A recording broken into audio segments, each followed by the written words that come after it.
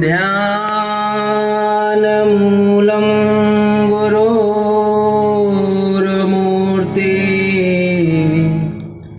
पूजामूलं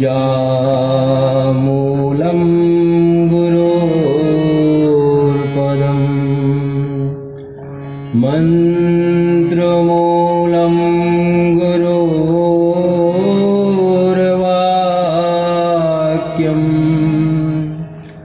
मोक्षमूलं गुरोर्कृपा प्रणवो पवनकुमार खलवनपावक ज्ञानघन जासु हृदयागार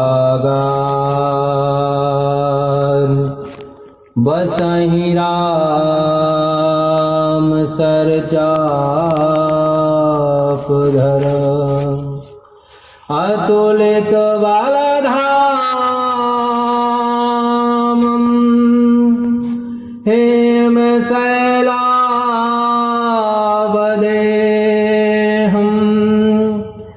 धनुजवन् कृशानुं ज्ञानिनामग्रगण्यम् सकलगुणनिधानं वानराणामधीशम् रघुपतिप्रियभक्तं वातजातं नमामि रामाय रामभद्राय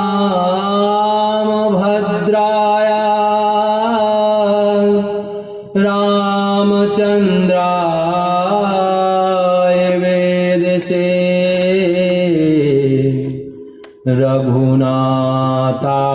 रघुनाथाय नाथाय श्रीसीताय पतये नमः। दक्षिणे लक्ष्मणो यस्य वामे च जनकात्मजा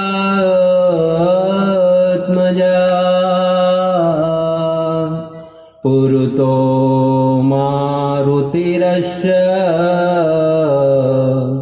तं वन्दे रघुनन्दनम् आपदामपहर्तारं दातारं सर्वसम्पदां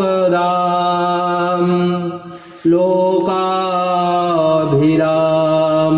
श्रीरामं भूयो भूयो नमाम्यहम्। ॐ संसार सागर समुत्तरणैकमन्त्रम् ब्रह्मादियोगिमुनिपूजितसिद्धमन्त्रम् दारिद्र्य दुःखभवरोगविनाशमन्त्रम् वन्दे महाभयहरम् रघुराममन्त्रम् वन्दे महाभयहरम् रघुराममन्त्रम्। बोली श्री राम नाम भगवान की जय। आइए कुछ क्षणों के लिए प्रेम पूर्वक भगवान नाम संकीर्तन, तब भगवत चर्चा प्रेम से भाव से 2 बार हम उच्चारण करेंगे, फिर 2 बार आप लोग। श्री राम जय राम जय जय राम। श्री राम जय राम जय जय राम। श्री राम जय राम जय जय राम। श्री राम जय राम जय जय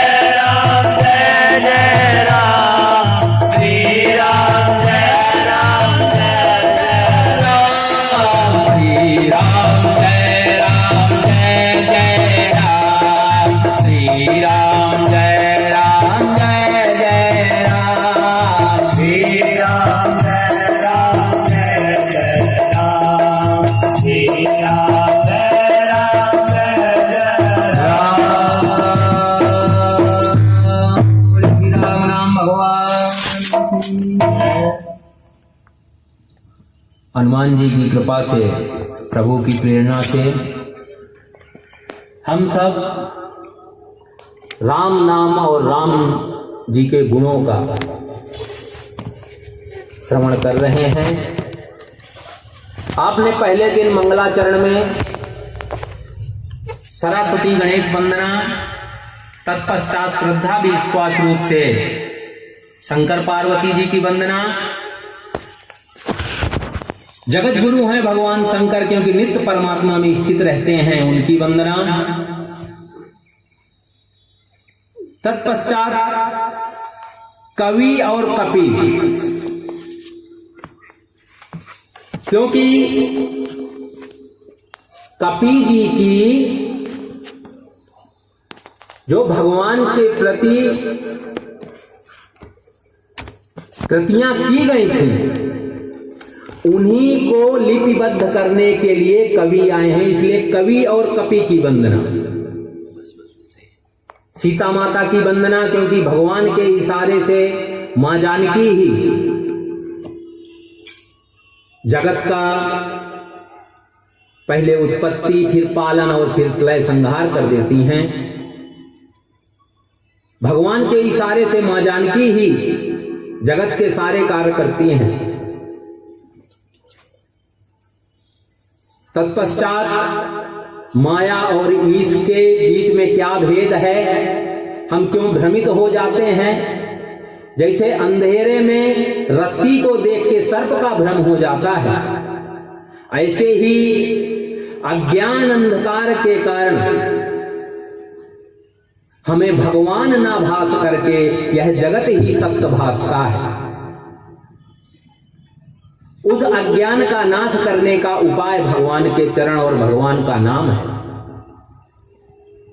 इसीलिए तुलसीदास बाबा पंचदेवों को प्रणाम करते हुए भगवान नारायण, शंकर भगवान, जगत जननी जगदम्बा माता, गणेश जी और सूर्य भगवान की वंदना के बाद आप लोगों ने गुरु की वंदना सुनी। गुरु के बाद ब्राह्मणों और संतों की वंदना की गई। कल आप लोगों ने ब्राह्मणों के विषय में सुना, ब्राह्मण किसे कहते हैं और ब्राह्मण का क्या दायित्व है, क्या कर्तव्य है। संत में भी कल आपने सुना कि जिसने भगवान की ओर कदम रखा, जो उस मार्ग में थोड़ा भी चल दिया, अगर उसने भगवान के लिए भेष भी धारण कर लिया तो उसने कुछ तो किया, और जब उसने कुछ किया तो परमात्मा की दृष्टि जाती है कि यह हमारी ओर बढ़ने की चेष्टा कर रहा है। लेकिन माया के वशीभूत होने के कारण यह हम तक पहुंच नहीं पा रहा। तो जो प्रयास करता है, जैसे भी करे, परमात्मा की दृष्टि सब पर है। परमात्मा कहीं बाहर नहीं है, वह सबके अंतःकरण में बैठे हुए हैं, सबका भाव जानते हैं, कौन किस प्रयोजन से क्या कर रहा है। भगवान कृपा करते हैं और एक दिन उसको भी समय हो सकता है ज्यादा लगे। देखिए, हम भगवान को न पा सके या किसी कार्य में सफल ना हो सके, बड़ी बात नहीं है, लेकिन कम से कम हमारा प्रयत्न तो पूरा होना चाहिए। हम 100 किलोमीटर जाना चाहते हैं और अगर 1 किलोमीटर ही पहुंचते ही हमारी मृत्यु हो गई, किसी कारणवश हम वहां नहीं पहुंच पाए, रुक गए, लेकिन अपने चित्त को इधर उधर नहीं बांटे, या कोई जरूरी नहीं है बहुत तेज दौड़ के पहुंचे, जैसी अपनी सामर्थ्य, जैसी अपनी क्षमता है, लेकिन मंजिल तक चलने का प्रयत्न तो करना ही चाहिए। मानव जीवन का एकमात्र उद्देश्य है भगवत प्राप्ति। अब आप कहेंगे हम तो अच्छे खासे खा पी रहे हैं, सब कुछ हमारा ठीक है, फिर हमें भगवान की जरूरत क्या है? क्यों उनकी प्राप्ति करें? क्या आवश्यकता है भजन की? क्या आवश्यकता है जीवन में सत्संग की? क्या आवश्यकता है जीवन में भगवत प्राप्ति की? भैया, जब से पैदा हुए हो या चींटी से ब्रह्मा जी तक, छोटे से लेके बड़े तक जो इस संसार चक्र के अंदर है, उसका एकमात्र उद्देश्य है। क्या उद्देश्य है? परम शांति मिल जाए। भूख लगती है तो हम भोजन करते हैं कि शांति मिले, प्यास लगती है पानी पीते हैं, सिर में थोड़ी दर्द हो गया, असहज हो गए, अशांत हो गए, तुरंत दवा के लिए जाते हैं कि सहज हो जाए, शांत हो जाए, स्थिर हो जाए। माने सहजता जीव का अपना स्वरूप है, शांति उसका अपना स्वरूप है, क्योंकि जीव परमात्मा का ही अंश है। इसलिए जीव हर समय, बच्चे थोड़ा शांत रहेंगे, है ना, छोटे बच्चे हों तो थोड़ा पीछे रखेंगे। सहजता जीव का अपना स्वरूप है। इसलिए थोड़ा भी बुखार आ जाए, सिर दर्द हो जाए, पेट दर्द हो जाए, भूख लग जाए, प्यास लग जाए, धूप लग जाए, माने असहज नहीं होना चाहता है जीव। कैसा रहना? सहज रहना चाहता है, शांत, विश्राम में स्थित रहना चाहता है। तो ढूंढ क्या रहा है? वो कर क्या रहा है? हर समय अपने स्वरूप में स्थित होने का अज्ञान पूर्वक प्रयास कर रहा है, पर कर वही रहा है कि कैसे मैं शांत रहूं, अपने स्वरूप में स्थित रहूं, सहज रहूं। लेकिन अज्ञान के कारण वह इस शरीर को ही शांत करने में लगा रहता है, इसकी वासनाओं को, इसकी कामनाओं को, इसकी इच्छाओं को, इन्हीं की पूर्ति में अपना जीवन बिता देता है। लेकिन वास्तव में जीव चाहता क्या रहता है? वह केवल अपने स्वरूप में स्थित होने का प्रयास कर रहा है, और परमात्मा का जो भी गुण है, परमात्मा कैसे हैं? अजर हैं, अमर हैं, अविनाशी हैं, नित्य हैं, अजन्मे हैं,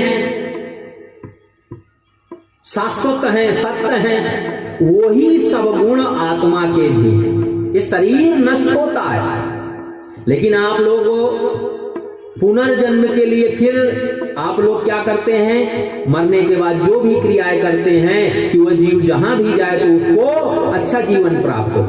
तो आप सब जानते हैं कि शरीर तो मरा, लेकिन जीव मरा नहीं, वह चला गया, फिर पता नहीं कहां जाए।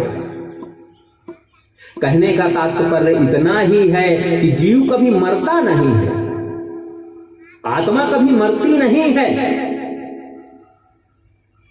तो जीव अपने स्वरूप में स्थित होने का प्रयास कर रहा है। अब ज्ञान पूर्वक करेगा तो क्या होगा? तब अंदर की ओर मुड़ेगा। पहले अपने को जाने तो कि हम हैं कौन। कल आपने सुना कि माता की कितनी बड़ी जिम्मेदारी है। मदालसा ने अपने बच्चों को क्या सिखाया? तू शुद्ध बुद्ध आत्मा है, तू ये देह नहीं है। कुछ दिनों के लिए तुझे ये शरीर मिला, फिर छोड़ के जाना है। इस शरीर में आसक्त नहीं हो जाना। जब ये शरीर ही तेरा नहीं तो मैं कौन, ये कौन? ये जो तुझे नाम मिला है ये उधार का नाम है। हमने दिया है या दूसरे ने दिया या तीसरे ने दिया, पर ये तेरा सहज स्वरूप नहीं है, तेरा अपना नहीं है। तो बचपन से ही जैसे ही पैदा हुआ, लल्ला पप्पू बेटा जो भी बोलते हैं, तेरा ये नाम है, ये तेरे पापा हैं, ये तेरे मम्मी है, ये चाचा मामा दादा ताऊ, जो भी ठीक है। यहां व्यवहार करने आए हैं, कर्तव्य करने आए हैं, वो करेंगे। लेकिन अगर आत्म स्वरूप में स्थित नहीं है और देह में आसक्ति हो गई तो उन कर्तव्यों को भी ठीक से नहीं कर पाएंगे।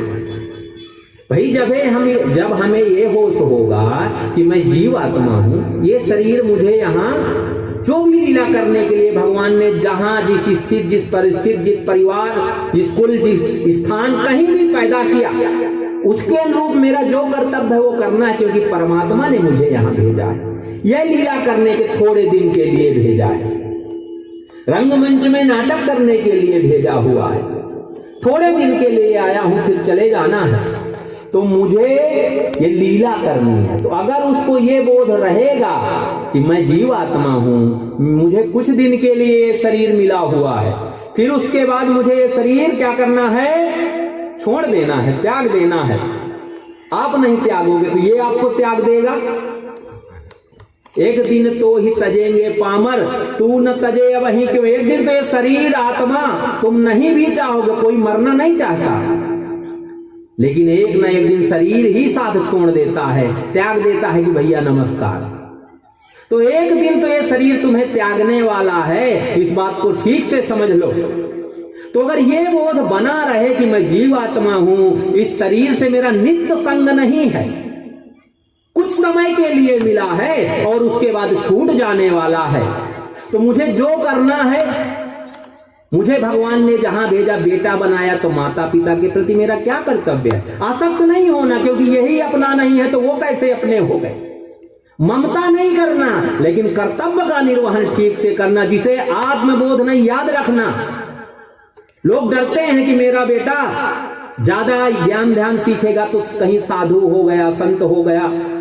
अगर बच्चों को तुमने संस्कारित नहीं किया और उनको जितना आत्मा से विलग करोगे, उतना एक तो अपराधी हो, दोषी हो, क्योंकि उनको मरण धर्मा शरीर के साथ अज्ञान अंधकार के कुएं में डाल दिए हो, वो भटकते रहेंगे। उसमें दोषी तुम भी हो, अपराधी तुम भी हो, हितैषी नहीं हो, शत्रु के समान काम कर रहे हो। और उसे तो डाले कूप, अंधकार कूप में, लेकिन उसका परिणाम स्वयं भी भोगोगे। इस शरीर में आसक्त हो जाएगा, फिर इस शरीर की आसक्ति कहीं होगी, भोग विषयों में आसक्त होगा, और भोग विषयों की जब पूर्ति नहीं होगी तो फिर क्या होगा, तुम्हें भी डंडे खाने पड़ सकते हैं। याद रखना, तुम्हें भी भोजन में जहर मिल सकता है। तो जब संस्कार हमने ऐसे नहीं दिए, आए दिन सुनने को मिलता है उसने ऐसा किया, उसने वैसा, जगह जगह घटनाएं होती रहती हैं। क्यों हो रही हैं? हमने उन्हें भोगवादी बना दिया, उनको ये दृढ़ कर दिया तू शरीर ही है। इंद्रियों की पूर्ति में, विषयों की पूर्ति में, विषय भोगों में ही जीवन जीना तेरा कर्तव्य है, इसलिए खूब धन कमा, उल्टे सीधे काम करके और ऐश कर। जब हमने उसे इस शरीर में इतना दृढ़ कर दिया, इतने गहरे अंधकार में डाल दिया, तो बेचारा फिर नहीं देख पा रहा है कुछ, तो उसका दोष भी नहीं है, दोषी तो आप हैं, क्योंकि हाँ, आपके हाथ में उसकी बागडोर थी। आप चाहते तो उसको प्रकाश के रास्ते में ले जा सकते थे, और चाहे तो अंधकार कूप में डाल सकते हैं। इसलिए तुलसीदास बाबा गुरु की बहुत बड़ी महत्ता बताते हैं। तो संत, ब्राह्मण, गुरु, माता पिता, स्वजन, इनका सबका एकमात्र कर्तव्य है कि कैसे सामने वाले का कल्याण हो, कैसे उद्धार हो, कैसे इसके अंदर ज्ञान जागृत हो, कैसे इसके अंदर प्रकाश आए। जो अंधकार इसके अंदर छा गया है, कैसे सूर्य की किरणें, ज्ञान रूपी सूर्य की किरणें कैसे इसके अंदर पहुंचे और कैसे इसके अंदर प्रकाश जागे और ये अंधकार कूप से बाहर निकले। तो ये सब हम सब का परम कर्तव्य है। ये तुलसीदास बाबा ने बड़े सुंदर ढंग से ये सब बातें कही और कल आपने सुनी। तुलसीदास बाबा एक और बहुत महत्वपूर्ण, तुलसीदास बाबा कोई भी बिंदु छोड़ नहीं रहे हैं। कहां कहां हम भटकते हैं, कहां कहां हम गलत दिशा में जाते हैं, तुलसीदास बाबा हर चीज को इंगित कर रहे हैं। तुलसीदास बाबा बड़ी सुंदर एक बात और कह रहे हैं, क्या? लखी सुबेश जग वंचक जेऊ, बेस प्रताप पूजियहि तेऊ। क्या कह रहे हैं? कि जैसे कोई ऊपर से कोई स्वांग रच ले। स्वांग माने अंदर से जो नहीं है वह ऊपर से बन जाए। तो बेस के धारण कर लेने से वह थोड़ी देर के लिए पूजित तो होगा, लेकिन क्या होगा? ओगरही अंत ना हो ये निबाहु काल नेमि जिम रावण राहु। क्या कह रहे हैं? ज्यादा दिनों तक चलेगा नहीं खेल। कितने दिन तक सियाल शेर की खाल में घुसा रह सकता है? जब और सियाल और भेड़िए अपनी राग अलापेंगे तो साथ में वो भी राग अलाप ही देगा। जब विषयी भोगी लोगों के बीच में आता है कोई, तो अगर वास्तव में वह संत नहीं हो गया है, ऊपर से वस्त्र पहने हैं, तो फिर विषय भोगों में वह लीन होने उसी राग में अपना राग मिला देता है। तुलसीदास बाबा सावधान कर रहे हैं। देखो हम लोग फिर दूसरे को दोष देते हैं, दूसरे को दोष देते हैं। तुलसीदास बाबा सावधान कर रहे हैं। आजकल यह प्रायः चल रहा है, जगह जगह चल रहा है, और फिर हम दोष देते हैं कि ऐसा हो गया वैसा हो गया। तुलसीदास बाबा कहते हैं कि भैया बेश देख करके प्रणाम तो कर लेना, बेश को प्रणाम तो कर लेना, भोजन और पानी भी दे देना, लेकिन अगर और उससे आगे बढ़ना है तो ठीक से जान लेना, कुछ दिनों तक उसका संग कर लेना। जब कुछ दिनों तक संग कर लोगे तो सच्चाई तुम्हारे सामने आ जाएगी। क्या आएगी? काल नेम जिम रावण राहु। काल नेम भी बड़ा सुंदर कीर्तन भजन कर रहा था। जब हनुमान जी लक्ष्मण जी को शक्ति लगी थी और जड़ी बूटी लेने जा रहे थे उनकी प्राण रक्षा के लिए, रावण ने कहा किसी में सामर्थ्य तो है नहीं हनुमान जी को रोक सके। काल नेम ने कहा एक उपाय है, भक्त को रोकना हो। देखो ये लोग युक्ति बहुत तगड़ी लगाते हैं।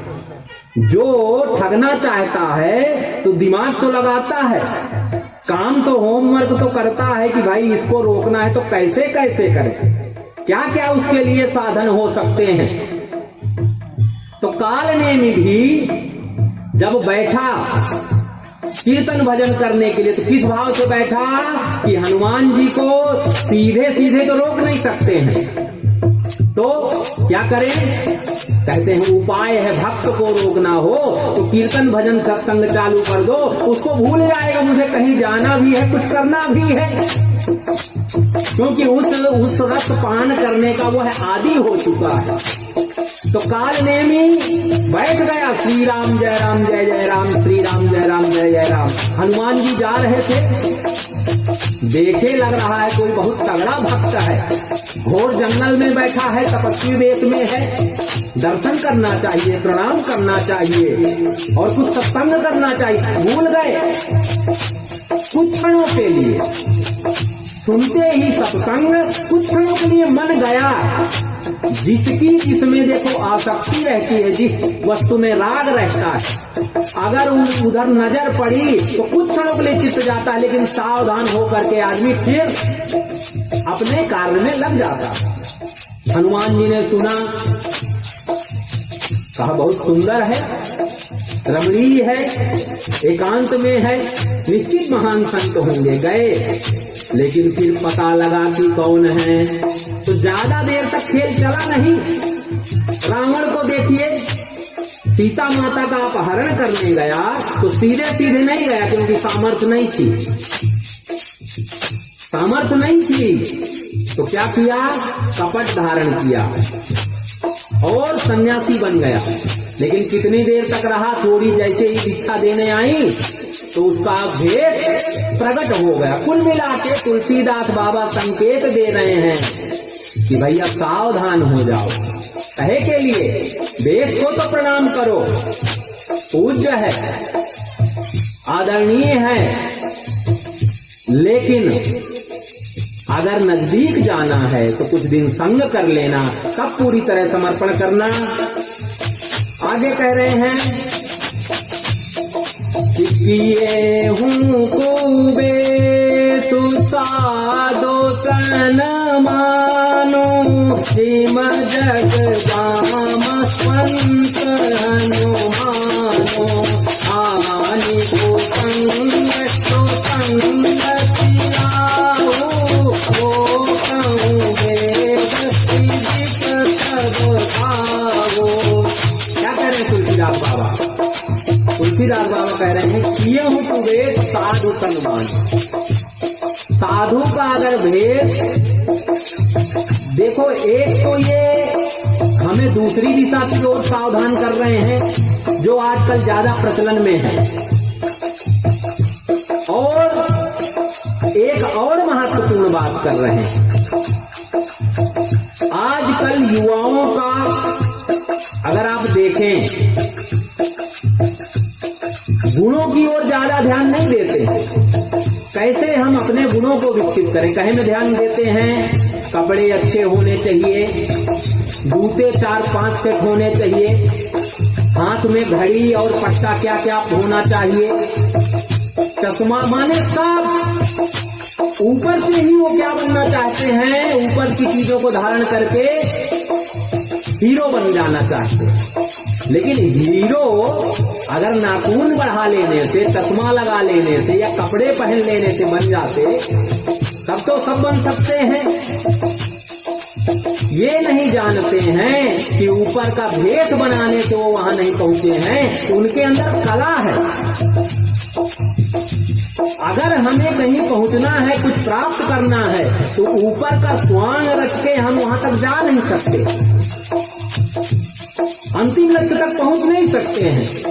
उसके लिए हमें क्या करना होगा? अपने गुणों को ही विकसित करना होगा। युवाओं के लिए बहुत महत्वपूर्ण है। आज सब दूसरी दिशा में मुड़ रहे हैं, बाह्य चीजों का अवलंबन लेकर के, और वो सोचते हैं हम बहुत अच्छे हो गए। अच्छे भैया गुणों से हो गए। क्रीम लगा लेने से, चश्मा लगा लेने से, या और भी जो करते हैं, उससे नहीं हो जाओगे अच्छे। अच्छे होने के लिए अपने गुणों को विकसित करो। तुलसीदास बाबा व्यंग कर रहे हैं जो ये सब करते हैं, जो दिन भर बाल संवारते हैं, चश्मा लगाते हैं, नाखून बढ़ाते हैं, और जो भी करते हैं, पाखंड दिखावा, दूसरों को मोहित करने के लिए आडंबर, उन पर व्यंग कर रहे हैं तुलसीदास बाबा कि अगर काम करना है, सजाना है, संवारना है, तो अपने अंतःकरण को सजा, उसको संवार, उसको सुधार, उसको साथ रख। वहां राम नाम रूपी क्रीम को लगा, राम नाम रूपी जल से, सत्संग रूपी जल से स्नान कर, तब तो शुद्ध होगा, पवित्र होगा, सुंदर होगा, स्वच्छ होगा। तुलसीदास बाबा कहते हैं कि किए हो कुबेर साधु सन। अच्छे लोग जो होते हैं, सद्गुणी लोग होते हैं, तो भले भेष उनका अच्छा ना हो बाहर, लेकिन फिर भी पूज्य होते हैं, फिर भी आदरणीय होते हैं। कैसे? उदाहरण के रूप में कह रहे हैं कि तुम तो मनुष्य हो, तुमको मैं उपदेश कर रहा हूं, सत्संग तुम्हारे साथ कर रहा हूं, लेकिन मनुष्य की तो छोड़ दो, अगर तुम किसी पशु योनि में होकर के भी अच्छा काम करते हो तो तुम पूज्य होते हो। कुत्ते को लोग कहते हैं, कुत्ते के आगे जुड़ा हुआ वफादारी, कुत्ता बहुत वफादार होता है, ऐसा सुनते आए हम बचपन में। तो कुत्ता का गुण जो है, उसके कारण हमारा क्या है, कुत्ते के प्रति एक सिद्धांत बना हुआ है कि कुत्ता वफादारी के लिए कुत्ता जाना जा रहा है। तो वैसे ही कहते हैं, अगर तुम पशु योनि में भी आओ, हनुमान जी किस योनि में आए थे? बंदर के कुल में उत्पन्न हुए, लेकिन राम जी की सेवा, भगवान की सेवा में जीवन बिताया, सद्मार्ग में जीवन लगाया, सत्य के लिए, धर्म के लिए अपना जीवन लगाया, तो पूज्य है। कहते हैं वही भर नहीं, जामवंत कौन से ऐसे देव योनि से और कितना सुंदर शरीर लेके आ गए थे, भालू कुल में आए, कुल मिला के तुलसीदास बाबा कहना चाहते हैं कि भैया ज्यादा बाहर से सजने संवरने में न रहो। अगर तुम पूजित होना चाहते हो, समाज से सम्मान चाहते हो, आदर चाहते हो, तो क्या करो? कहते हैं सद्गुणों को बढ़ाओ, बाह्य स्वांग को मत अपने ऊपर और चढ़ाओ। कहने का तात्पर्य तुलसीदास बाबा एक एक बात पर सावधान कर रहे हैं और समाज किधर जा रहा है और किधर जाना चाहिए बहुत ठीक से बता रहे हैं तुलसीदास बाबा। इसके बाद कह रहे हैं कि इन सब की वंदना के बाद जड़ चेतन गुण दोष में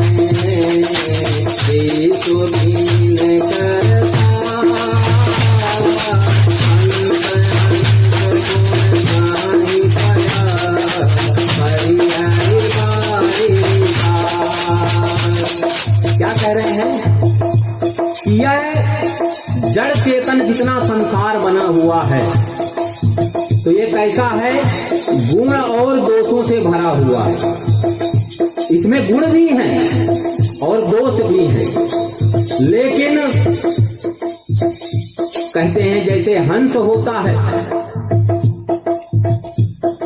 तो क्या दूध पानी एक साथ कर लो तो दूध पी लेगा, पानी छोड़ देता है। वैसे कह रहे हैं हंस बनो, क्या करो? सद्गुणों को तो ले लो लेकिन अवगुणों को छोड़ दो। जड़ चेतन जग जीवन सकल राम मैं जान बंदो सबके पद कमल सदा जोड़ी जुग पान। अब सबको प्रणाम कर रहे हैं। कह रहे हैं जड़ हो या चेतन हो, यह समस्त सृष्टि क्या है? परमात्मा का ही संकल्प है। अब संकल्प जो होता है कहाँ होता है? आप संकल्प कुछ करोगे तो कहाँ करोगे? अपने मन में तो है, तो आपके ही अंदर। जैसे आप स्वप्न देखते हैं रात्रि में, अगर सो जाते हैं, गहरी निद्रा नहीं है तो अगर ठीक से सोया हुआ आदमी है तो स्वप्न नहीं देखता।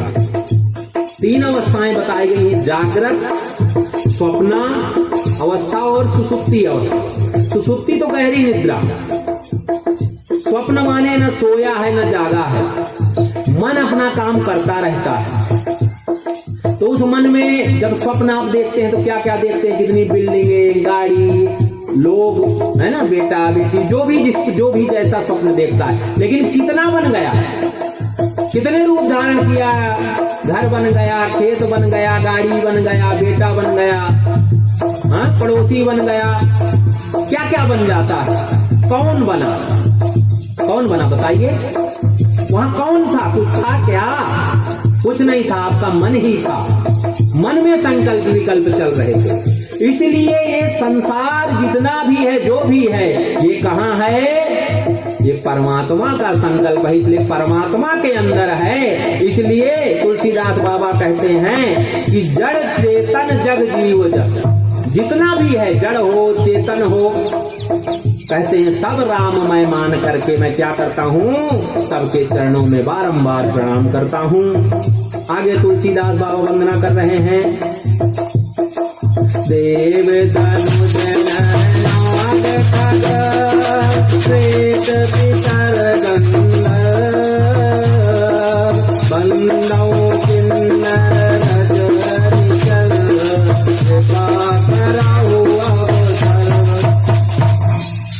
देव, दानव, नर, नाग, खग, प्रेत, पितर, गंधर्व, इतना ही नहीं, कहते हैं किन्नर, और रात में जो विचरण करने वाले हैं, माने जितने भी प्राणी हैं,